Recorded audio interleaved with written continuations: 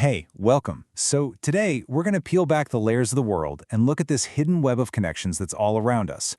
We're usually taught that science is split into these neat, tidy boxes. Physics over here, biology over there. But what if that's not the whole story? What if the universe is less like a library with separate books and more like one single giant interconnected story? To show you what I mean, let's just start with a little puzzle. Think about it. On one side, you have something like a Jackson Pollock painting, total human creativity, looks like pure chaos. And on the other, you have the rugged edge of a continent, something carved out by nature over thousands of years. I mean, they couldn't be more different, right? Well, stick with me because the answer reveals something really profound about the secret language of the universe. All right, so our first stop on this journey is where art and math just crash right into each other. We're going to dig into the surprising, kind of beautiful mathematics that's hiding inside what looks like total, complete randomness. So the key to our whole puzzle is something called fractal geometry. Now, hey, don't let the word geometry freak you out. Basically, it's just the study of patterns that repeat themselves over and over, no matter how closely you zoom in. Like a snowflake. Each tiny little branch looks just like a smaller version of the whole thing. That's a fractal. It's the math of infinite, beautiful complexity.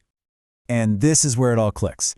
That drip painting that looks so random, turns out its patterns have a fractal dimension. And the coastline? If you zoom in on just one tiny section, it has the same rough, jagged shape as the entire thing. So here's the kicker. Art and nature, chaos and order are literally speaking the same mathematical language. It's this hidden rule that connects them both. How cool is that? Okay, so let's bring it back from the abstract world of art and math to something a little more familiar, your morning coffee. We're going to see how these huge scientific laws are playing out in the simplest, most everyday moments. You know that swirl of milk when you pour it into your coffee? Yeah, that's not just a swirl. It is a beautiful, chaotic dance that's completely governed by the laws of thermodynamics, the heat moving from the hot coffee to the cold milk, and fluid dynamics, which is what describes how they mix and create those incredible patterns. Seriously, every time you stir your cup, you're running a tiny little science experiment. Science isn't just in some lab, it is right there in your kitchen. So we've connected art to coastlines and your coffee to physics.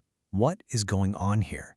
Well, we're starting to tear down the walls between different fields of science. Let's really look at what this new way of thinking is all about. For the longest time, we've learned things in these neat little boxes, these silos. Physics was just physics, biology was just biology. But the way of thinking we're exploring today is more like a web, where everything is connected.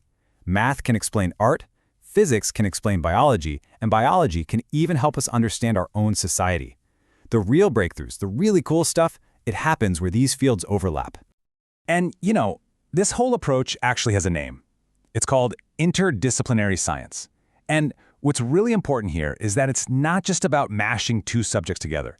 It's about using the tools and the ideas from one field to unlock completely new insights in another. It's about seeing the world not as a bunch of separate topics, but as one giant interconnected system. Now let's take this idea and really scale it up. We're going to look at a principle from ecology. That's the study of how organisms interact with their environment, and see what it can teach us about ourselves, about our own complex societies. Check this out. On the left, an ant colony. On the right, a human city. I mean, they seem like they're worlds apart, but the rules they run on are shockingly similar. Ants use chemical trails to manage their supply lines. We use highways and shipping routes. They have specialized workers. We have specialized jobs. They even create these super efficient traffic lanes to avoid jams. By studying an ant colony, we can actually learn fundamental truths about how any large-scale network, including our own cities, organizes itself. So we've seen these connections between art and math, physics and coffee, ants and cities. There's one final, massive concept that pulls all of this together, a framework for understanding pretty much any system you can think of. And that concept is the study of complex systems. An ant colony is a complex system. A city is a complex system. Even our economy or the Earth's climate, those are complex systems. And the key idea here is that you can't understand the whole thing just by looking at one little part. A single ant has no idea it's building a huge colony, right? And one driver doesn't create a traffic jam. The magic, the really interesting stuff, happens in the interactions between all the parts. So how do you get one? It's surprisingly simple. It's like a recipe with just 3 ingredients. First, you need a lot of simple agents. Think individual ants or people or even paint drips. Second, there's no central control. No boss ant is telling everyone what to do. And third, you just let them interact based on a few simple rules. And out of that, something incredible happens. Emergent behavior. A sophisticated colony, a bustling city, or even a work of art. It all just sort of appears, almost out of nowhere. And that brings us to our final and maybe most important thought for the day.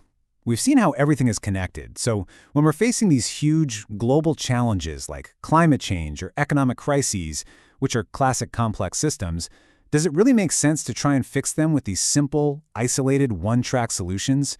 What this journey has shown us is that the real answer might not be in finding one simple fix, but in understanding the intricate, hidden connections that tie everything together. Makes you think, doesn't it?